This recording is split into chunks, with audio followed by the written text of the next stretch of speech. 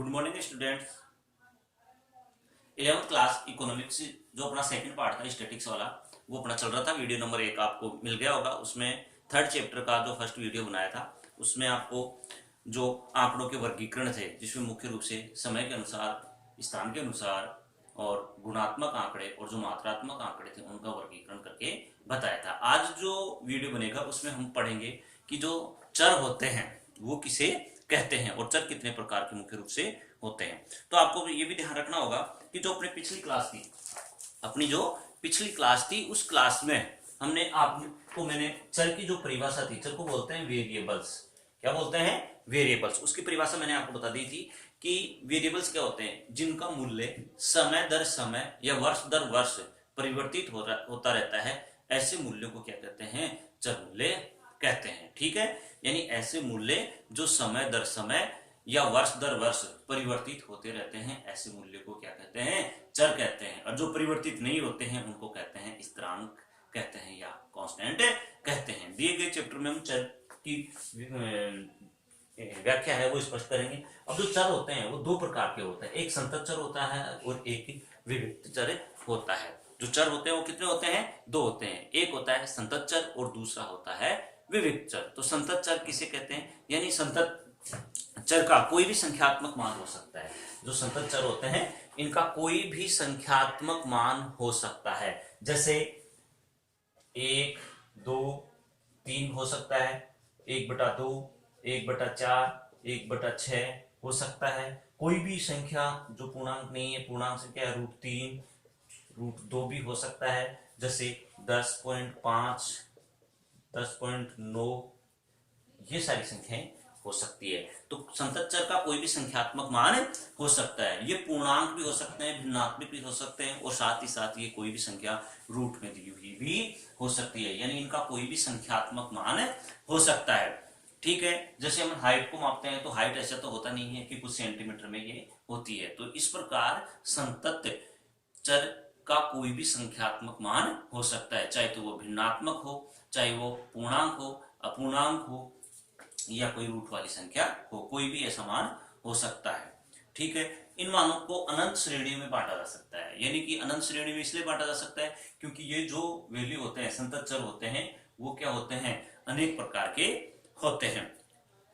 इसके साथ ही साथ जैसे संतत चर के और उदाहरण देखते हैं तो जैसे समय है, दूरी है, भार है, ये सारे के सारे इसके अंतर्गत आते हैं। किस चर के अंतर्गत? संतत चर के अंतर्गत। दूसरे प्रकार का जो चर है विविक्त चर।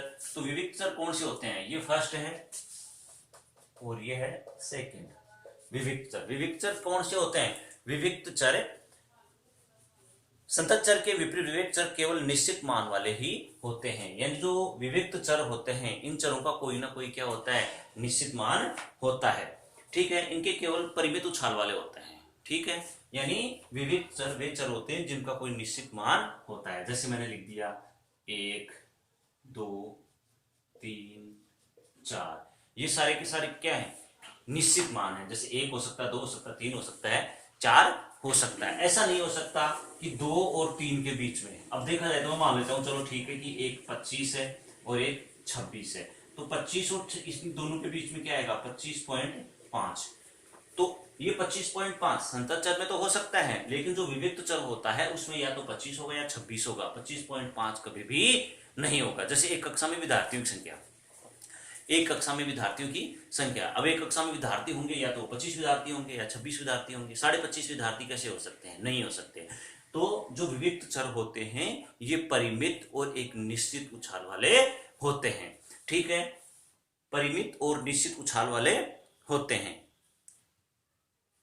जैसे किसी कक्षा में छात्रों की संख्या, ठीक है, जिसमें केवल पूर्ण संख्या ही होते हैं। यह कोई भिन्नात्मक मान जैसे 0.5, 7.5, 8.5, 9.5, यानी कोई भी पॉइंट वाली संख्या नहीं लेता, कोई भी रूट वाली संख्या ये नहीं लेता। हाँ, ऐसे हो सकता है कि आप दर्शा दो कि x का मान क्या है। ठीक है, x1, जैसे आप इसमें बता सकते हो विविक्त चर में कि x1 क्या है? विविक्त चर है। x क्या है? एक विविक्त चर है। अब जो x एक विविक्त चर है इसका कुछ मान हो सकता है। जैसे मैंने लिख दिया 1/4, 1/6, 1/8, 1/16। हाँ, ये हो सकते हैं कि x एक विविक्त चर है जिसका मान क्या है 1/4 है, क्योंकि ये मान निश्चित है, 1/6 है, 1/8 है, 1/16 है। ऐसा नहीं हो सकता कि x का जो मान है वो 1/4 से 1/6, यानी इनके बीच में नहीं हो सकता, या तो क्या होगा 1/4 होगा या 1/6 होगा। इसीलिए इनको बोलते हैं कि जो विविक्त चर होते हैं वो निश्चित होते हैं और एक परिमित उछाल वाले होते हैं। इस प्रकार के चरों को क्या कहते हैं, विविक्त चर कहते हैं। दोबारा सुन लेना, चर क्या होते हैं, जो समय दर समय या वर्ष दर वर्ष परिवर्तित होने वाले मूल्य क्या कहलाते हैं, चर कहलाते हैं। दो प्रकार के, एक संतत चर और एक होता है विविक्त चर। संतत चर वे चर होते हैं जिसका कोई भी संख्यात्मक मान हो सकता है, जैसे 1, 2, 3, 1/2, 1/6, 1/8, √3, √2, या कोई भी भिन्नात्मक मान या फिर पूर्णांक मान हो सकते हैं जो दशमलव में आते हैं। कोई भी दशमलव संख्या हो सकती है, ठीक है। लेकिन जो विविक्त चर होते हैं इसके विपरीत वे ऐसे चर होते हैं जिनका कोई ना कोई निश्चित मान होता है, यानी कोई ना कोई निश्चित मान होगा इनका, ठीक है। ऐसा नहीं हो सकता कि दो संख्याओं के बीच में कोई सा भी मान हो सकता है, जैसे 25 और 26 है तो या तो 25 होगा या फिर क्या होगा 26 होगा। ऐसा नहीं हो सकता कि 25 से 26 के मध्य, तो 25 से 26 के मध्य बीच में क्या है 25, ऐसा इसमें नहीं होता है। इस बात का ध्यान आपको रखना है। क्वेश्चन अपने एग्जाम में ऐसे अगर चर किसे कहते हैं, कितने प्रकार के होते हैं, तो इन चीजों का आप ध्यान रखें।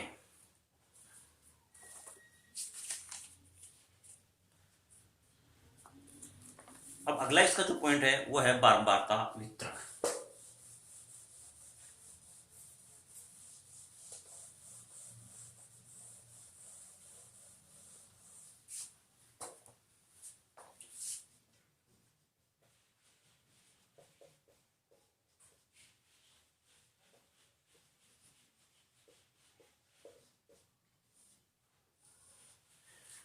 बारंबारता वितरण, बारंबारता वितरण अपरिष्कृत आंकड़ों का क्या होता है, बारंबारता वितरण अपरिष्कृत आंकड़ों का एक मात्रात्मक चर में वर्गीकृत करने का क्या है, एक सामान्य तरीका है। यानी कि आपने पढ़ा होगा कि एक परिष्कृत आंकड़े होते हैं, एक अपरिष्कृत आंकड़े होते हैं। अपरिष्कृत आंकड़े होते हैं प्राथमिक आंकड़े जो उद्भव क्षेत्र से प्रारंभिक तौर पर एकत्रित किए गए थे, और इन आंकड़ों को यदि उनकी विशेषताओं के आधार पर, समानताओं के आधार पर और असमानताओं के आधार पर अलग अलग भागों में विभाजित कर लिया जाता है, उसके पश्चात ये आंकड़े परिष्कृत हो जाते हैं। तो जो बारंबारता वितरण है, तो ये बारंबारता वितरण क्या है कि जो अपरिष्कृत आंकड़े होते हैं उनको एक मात्रात्मक चर के रूप में वर्गीकृत करने का सामान्य क्या है, एक तरीका है, ठीक है। जैसे मैं आपको इधर एक सारणी बना के बता देता हूं, अपने जो बुक में दे रखी है सारणी संख्या 3.3, जिसमें दे रखा है अपने को वर्ग दे रखा है, क्या दे रखा है, वर्ग दे रखा है। उसके बाद में उसमें बारंबारता दे रखी है, बारंबारता दे रखी है जिसको एफ के द्वारा भी व्यक्त किया जाता है।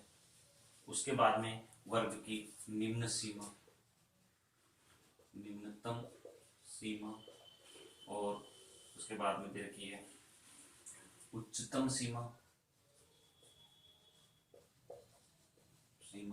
और लास्ट में दे रखी है वर्ग चिन्ह, वर्ग चिन्ह। ये अपने को अपनी सारणी में दे रखी है। वर्ग अपने को दे रखे हैं 0 से 10, 10 से 20, 20 से 30, 30 से 40, 40 से 50, 50 से 60, 60 से 70, 70 से 80, 80 से 90 और 90 से 100। ये अपने को क्या है, वर्ग दे रखे हैं।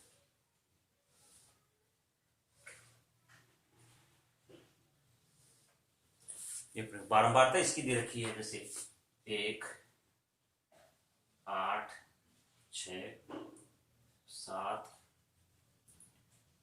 21, 23, 19, 6, 5 और 4, प्रत्येक वर्ग की बारंबारता दे रखी है, ठीक है। अब देखो बारंबारता वितरण, तो बारंबारता वितरण क्या है कि जो अपरिष्कृत आंकड़े हैं उन आंकड़ों को मात्रात्मक रूप में प्रस्तुत करने का क्या है, एक सामान्य तरीका है, जिसको क्या किया जाता है, जो वर्ग होते हैं और जो बारंबारता होती है उनके द्वारा इसको व्यक्त किया जाता है। एक होती है वर्ग बारंबारता। वर्ग बारंबारता क्या है कि एक वर्ग में आने वाली बारंबारता, जैसे 0 से 10 है, इसकी बारंबारता कितनी है, 1 है। 10 से 20 है, इसकी बारंबारता कितनी है, 8 है। जैसे मैं बोलूं कि 40 से 50 की बारंबारता कितनी है, 21, तो ये क्या कहलाती है, वर्ग बारंबारता, यानी एक विशेष वर्ग में आने वाली आवर्तियों की जो संख्या होती है वो वर्ग बारंबारता कहलाती है, अर्थात एफ कहलाती है। इसी को क्या कहते हैं, वर्ग बारंबारता कहते हैं। अब प्रत्येक जो वर्ग होता है, प्रत्येक जो सारणी होती है, जैसे ये अपनी क्या है, एक सारणी है। अब ये जो सारणी होती है, ये सारणी क्या होती है, अब इसमें देखो पहले पढ़ा अपन ने क्या, एफ, इसको क्या बोलते हैं, वर्ग बारंबारता। एफ का मतलब क्या होता है, वर्ग बारंबारता, वर्ग बारंबारता, या इसको बोलते हैं आवृत्ति, आवृत्ति बोलते हैं आवृत्ति।